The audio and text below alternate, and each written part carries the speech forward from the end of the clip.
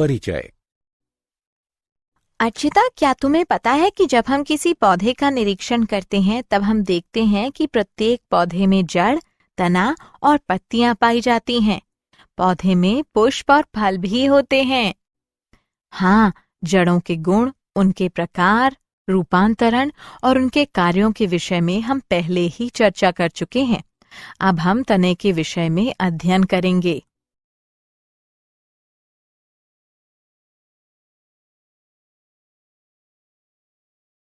उद्देश्य। इस पाठ के अंत में आप निम्न करने में सक्षम हो जाएंगे। तने के गुणों का पता लगाना, तने के प्रकारों का अध्ययन करना, घटे हुए तने के रूपांतरणों को पहचानना, तने के भूमिगत रूपांतरणों का पता लगाना, भूपृष्ठीय तने के रूपांतरणों का अध्ययन करना, वायवीय तने के रूपांतरणों का अध्ययन करना, तने के विशिष्ट रूपांतरणों का अध्ययन करना और तने के कार्यों को समझना।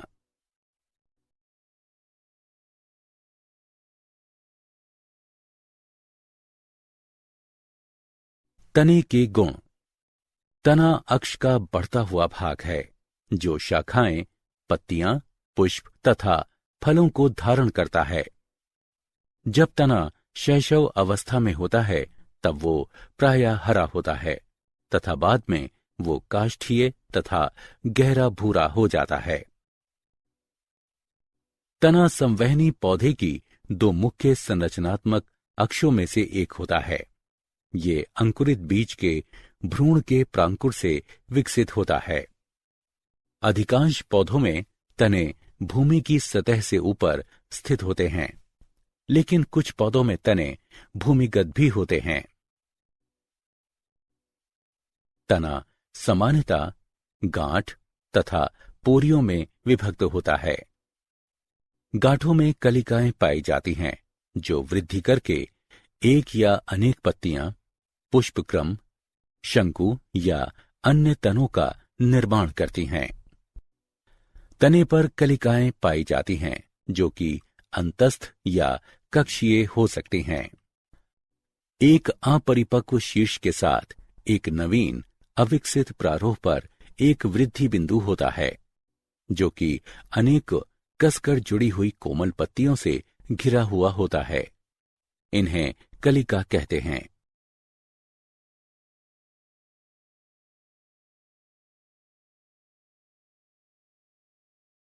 तने का शाखा विन्यास। तने के मुख्य अक्ष पर शाखाओं के व्यवस्थित होने की विधि को शाखा विन्यास कहते हैं। मुख्य रूप से शाखा विन्यास दो प्रकार का होता है, पार्श्वीय शाखा विन्यास और द्विभाजी शाखा विन्यास।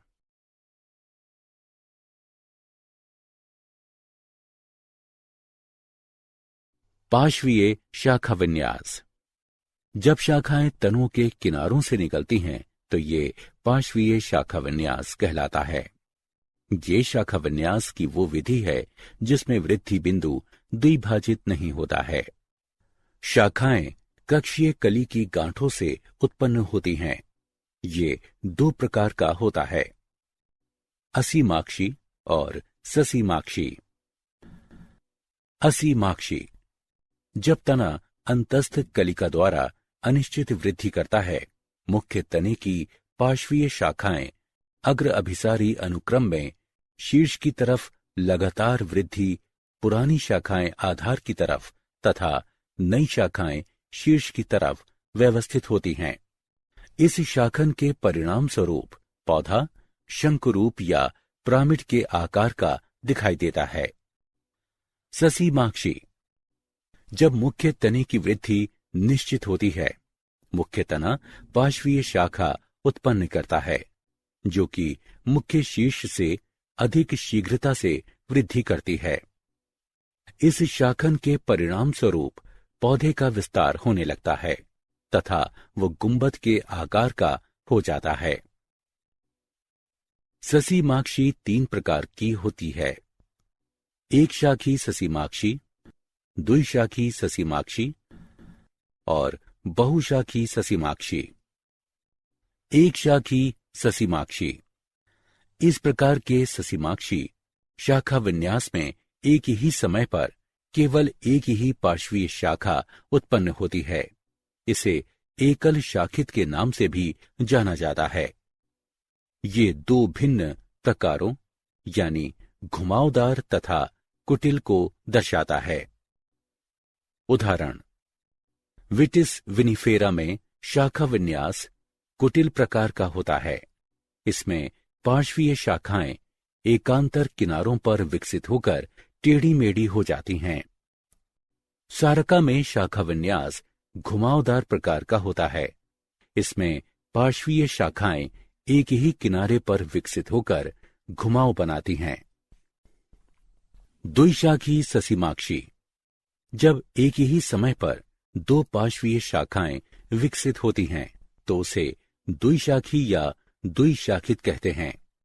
उदाहरण, धतूरा और कैरिस्सा। बहुशाखी ससीमाक्षी।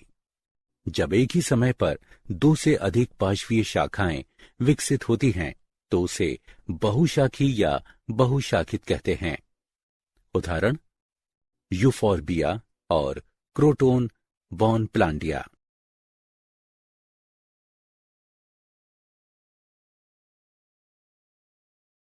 द्विभाजी शाखा विन्यास।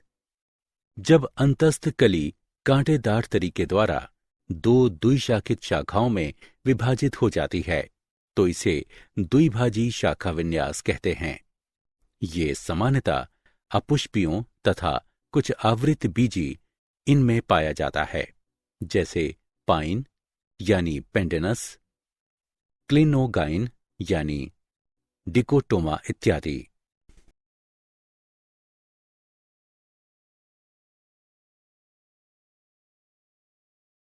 तने का रूपांतरण। सामान्य कार्यों के अतिरिक्त अन्य कार्यों को करने के लिए रूप में परिवर्तन करने को रूपांतरण कहते हैं। वास स्थान के आधार पर तने 3 वर्गों में रूपांतरित हो सकते हैं।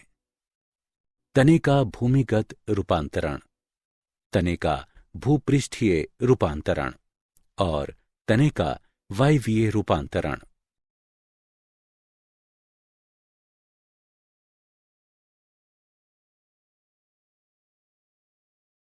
तने का भूमिगत रूपांतरण। भूमिगत तने भूमि की सतह के नीचे स्थित होने के कारण स्वयं को मौसम की प्रतिकूल परिस्थितियों तथा जंतुओं के आक्रमण से बचाते हैं तथा ये संचित भोजन के लिए भंडार गृहों की भांति तथा कायिक प्रवर्धन में सहायक हैं। इनके तने प्रकृति में भेद, गांठ तथा पोरियों की उपस्थिति, गांठों पर शल्क पत्रों की उपस्थिति, शल्क पत्र के कक्षों में कक्षीय कलिकाओं तथा एक अंतस्थ कलिका की उपस्थिति के द्वारा ज्ञात किया जा सकता है। भूमिगत तने 4 प्रकार के होते हैं: प्रकंद, कंद, शल्ककंद तथा कौर्म। प्रकंद। प्रकंद एक मोटा क्षैतिज वृद्धि वाला तना है जो सामान्यतः खाद्य पदार्थ को संचित करता है। इसमें गांठ, पोरियां, शल्कपत्र, कक्षीय कलिकाएं, अपस्थानिक जड़ें तथा एक अंतस्थ कलिका पाई जाती हैं। कक्षीय कलिकाओं को ढकने वाले शल्कपत्र तने के गांठ बिंदु से निकलते हुए दिखाई देते हैं। जड़ें प्रकंद की निचली सतह से विकसित होती हैं। उदाहरण, अदरक और हल्दी। कंद। कंद भूमिगत शाखा का एक फूला हुआ सिरा है जो कि निचली पत्ती के कक्ष से उत्पन्न होता है और मृदा में बाहर की तरफ क्षैतिज वृद्धि करता है। खाद्य सामग्री यानी स्टार्च के निक्षेपण के कारण प्रत्येक कंद अनियमित आकृति का हो जाता है। प्रत्येक कंद की सतह पर पत्तियों के अनेक निशान दिखाई देते हैं। पत्तियों के ये निशान गिरे हुए शल्क पत्रों की छाप होते हैं। प्रत्येक पत्ती का ये निशान एक कक्षीय कलिका को घेरता है। कक्षीय कलिका के साथ पत्ती के निशान को आंख कहते हैं। कायिक प्रवर्धन द्वारा आलू की ये आंखें नए पौधे को उत्पन्न करने की क्षमता रखती हैं। उदाहरण आलू। शल्ककंद यानी बल्ब। शल्ककंद में तना घट जाता है तथा छोटे चक्र सा दिखता है। कई अपस्थानिक जड़ें तने की निचली सतह से उत्पन्न होती हैं। उदाहरण प्याज, अदरक। प्याज, अदरक इत्यादि के शल्ककंद में आंतरिक पत्तियां मांसल जबकि बाहरी पत्तियां सूखी हुई होती हैं। इसे संकुचित शल्ककंद इसलिए कहते हैं क्योंकि संकेंद्री पर्णधार एक पूर्ण आवरण या कंचुक बनाता है। शल्ककंद की शीर्षस्थ कली प्रारोह का निर्माण करती है। कॉर्म। कॉर्म एक सीधे यानी लंबवत तने का फूला हुआ भूमिगत आधारी भाग होता है। ये फुलाव संचयित भोजन के संचयन के कारण होता है। इसमें शल्कपत्र तथा कक्षीय कलिकाएं पाई जाती हैं। वृद्धि की अवधि के अंत में वायवीय भाग मृत हो जाते हैं। प्रतिकूल परिस्थितियों में शीर्ष के समीप एक कक्षीय कलिका एक नए प्रारोह में विकसित हो जाती है, जो कि पुराने कॉर्म में संचयित भोजन का उपयोग करती है। नया पौधा अपने आधार पर एक नए कॉर्म का निर्माण करता है। उदाहरण अरबी यानी कोलोकासिया और अमारफोफेलस।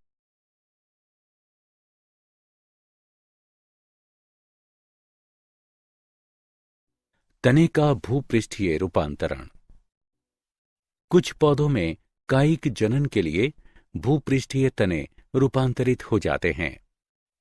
भूपृष्ठीय रूपांतरण निम्न प्रकार के होते हैं: ऊपरी भूस्तरी, भूस्तरी, चूषक तथा भूस्तरिका यानी ऑफसेट। ऊपरी भूस्तरी। ऊपरी भूस्तरी पार्श्वीय शाखा के रूप में तने के आधार से उत्पन्न होता है तथा मृदा की सतह पर फैलता है।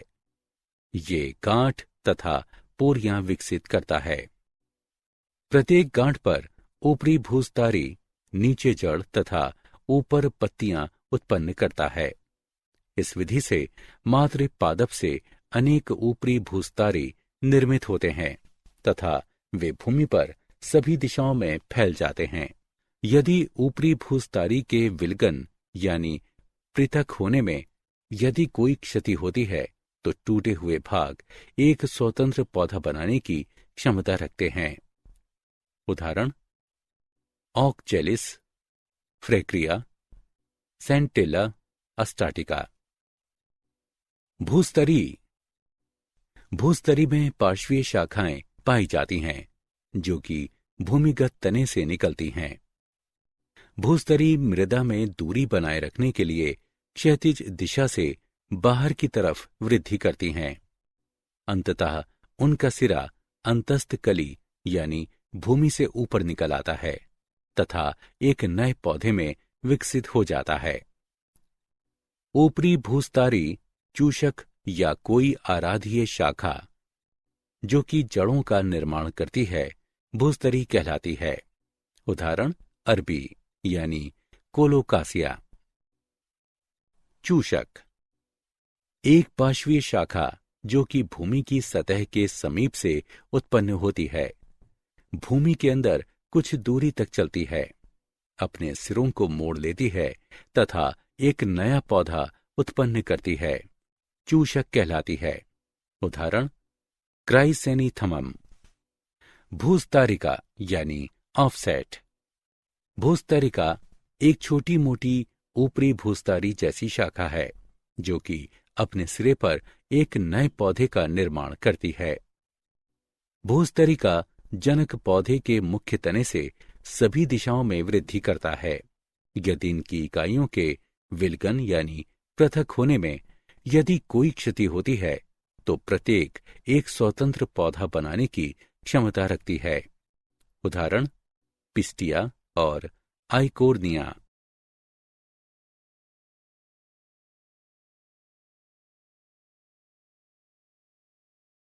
तने का वायवीय रूपांतरण। कुछ पौधों में विभिन्न विशिष्ट कार्यों को करने के लिए वायवीय तने का रूपांतरण होता है। वायवीय रूपांतरण निम्न प्रकार का होता है: फिल्लोक्लेट, क्लेडोट, तने के शूल, तने के प्रतान तथा बुलबिल। फिल्लोक्लेट। फिल्लोक्लेट अनेक पोरियोयुक्त एक चपटा तना है जो कि पत्ती की भांति कार्य करता है। नागफनी यानी ओपनशिया में तना हरे रंग की चपटी संरचना में रूपांतरित हो जाता है, जिसे फिल्लोक्लेट कहते हैं। फिल्लोक्लेट की सतह पर शूलों का गुच्छा बन जाता है। ये शूल कक्षीय कलिकाओं की रूपांतरित पत्तियां होते हैं। ये शूल न केवल पौधों की वाष्पोत्सर्जन की दर की जांच करते हैं, बल्कि शाकाहारियों से पौधों की रक्षा भी करते हैं। फिल्लोक्लेट में अलग गांठें तथा पोरियां पाई जाती हैं। उदाहरण: ओपनशिया। क्लेडोट। एक या दो पोरियों वाले फिल्लोक्लेट को क्लेडोट कहते हैं। क्लेडोट का कोई उपयुक्त उदाहरण नहीं है, क्योंकि रस्कस तथा एस्पेरेगस, जिनको अधिकतर क्लेडोट माना जाता है, वास्तव में ये क्लेडोफिल्स होते हैं। क्लेडोफिल एक चपटी पत्ती सदृश तना होता है, जो कि एक वास्तविक पत्ती समान छोटे पर्ण के शीर्ष से उत्पन्न होता है। तने के शूल। शूल एक कठोर, सीधी तथा नुकीली संरचना होती है। शूल छोटे, रूपांतरित तने होते हैं। बोगनविलिया तथा दुरंता, इनमें कक्षीय कलिका एक शूल में रूपांतरित हो जाती है।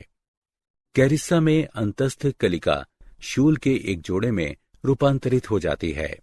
शूल कभी कभी पत्तियों, पुष्पों तथा फलों को धारण करते हैं, जैसा कि दुरंता तथा अनार में देखा गया है। शूल न केवल पौधों की वाष्पोत्सर्जन की दर की जांच करते हैं, बल्कि शाकाहारियों से पौधों की रक्षा भी करते हैं। उदाहरण: कैरिसा, दुरंता और सिट्रस। तने के प्रतान। कुछ पौधों में प्रतान तने के रूपांतरण की भांति विकसित होते हैं। साइसस क्वाड्रान गुलेरिस में अंतस्थ कलिका एक प्रतान को जन्म देती है तथा पैसीफ्लोरा में कक्षीय कलिका प्रतान में रूपांतरित हो जाती है। बुलबिल। बुलबिल एक विशिष्ट बहुकोशिकीय पादप शरीर है, जो कि जनन के लिए आवश्यक होती है। अगैव में पुष्प कलिकाएं बुलबिल में रूपांतरित हो जाती हैं। ये बुलबिल पृथक होकर मृदा के संपर्क में आ जाती हैं तथा एक नए पौधे के रूप में विकसित हो जाती हैं।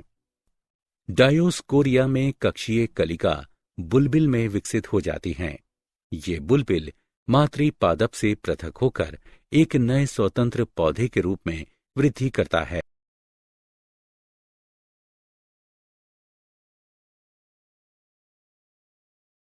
तने के प्राथमिक कार्य। तने के कार्यों के प्रकार निम्न हैं: प्राथमिक या मुख्य कार्य, द्वितीयक या सहायक कार्य। तने का प्राथमिक या मुख्य कार्य पत्तियों, पुष्पों तथा फलों को पकड़कर रखना तथा उन्हें सहारा देना है। तना जल तथा खनिजों को जड़ों से पत्तियों, पुष्पों तथा फलों तक संवाहित करता है। पत्तियां तने से इस प्रकार उत्पन्न होती हैं कि वो मुख्य कार्यों जैसे सूर्य के प्रकाश को ग्रहण करना तथा गैसीय विनिमय को करने में सक्षम हो जाती हैं। परागण तथा निषेचन की प्रक्रिया को सुविधाजनक बनाने के लिए तना पुष्प तथा फलों को धारण करता है।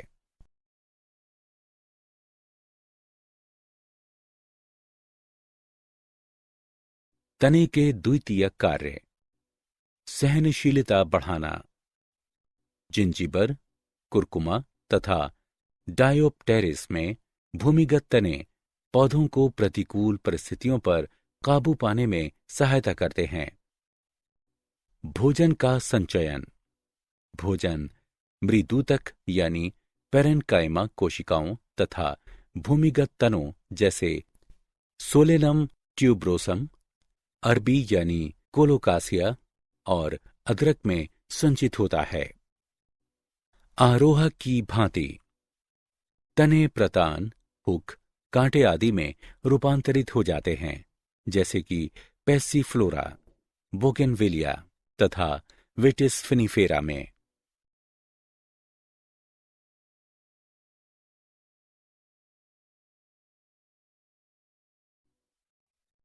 प्रकाश संश्लेषण।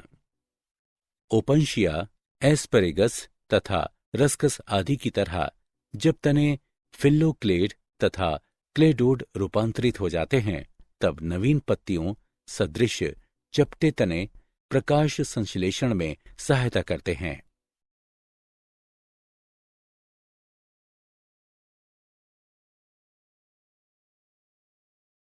तने के द्वितीयक कार्य यानी कायिक प्रवर्धन। ऊपरी भूस्तरी जैसे घास में, भूस्तरी जैसे स्ट्रॉबेरी में, भूस्तरिका जैसे आइकोर्निया में तथा भूमिगत तने जैसे आलू अदरक में तने कायिक प्रवर्धन के लिए प्रयोग में लाए जाते हैं।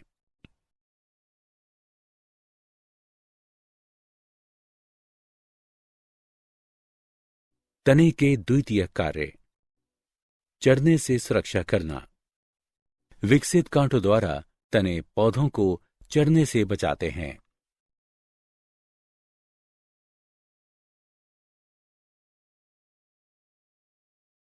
क्या आप जानते हैं काष्ठीय आरोहक यानी कंटकरोही या लता को लियाना के नाम से भी जाना जाता है।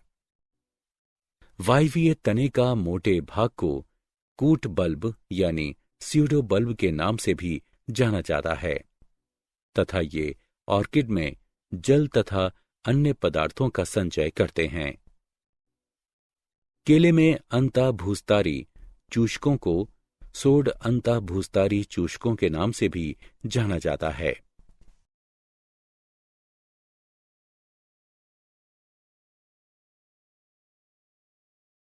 सारांश। आइए हमने जो कुछ सीखा है उसे संक्षेप में दोहराएं। प्रारोह तंत्र तने, पत्तियों, पुष्पों तथा फलों में विभक्त होता है। तने के मूलभूत आकारिकी लक्षणों के अंतर्गत गांठों तथा पोरियों, बहुकोशिकीय रोम की उपस्थिति शामिल है। तना धनात्मक प्रकाशा अनुवर्तक होता है। विभिन्न कार्यों जैसे भोजन का संचय, कायिक प्रवर्धन तथा सुरक्षा को करने के लिए तना रूपांतरित हो जाता है।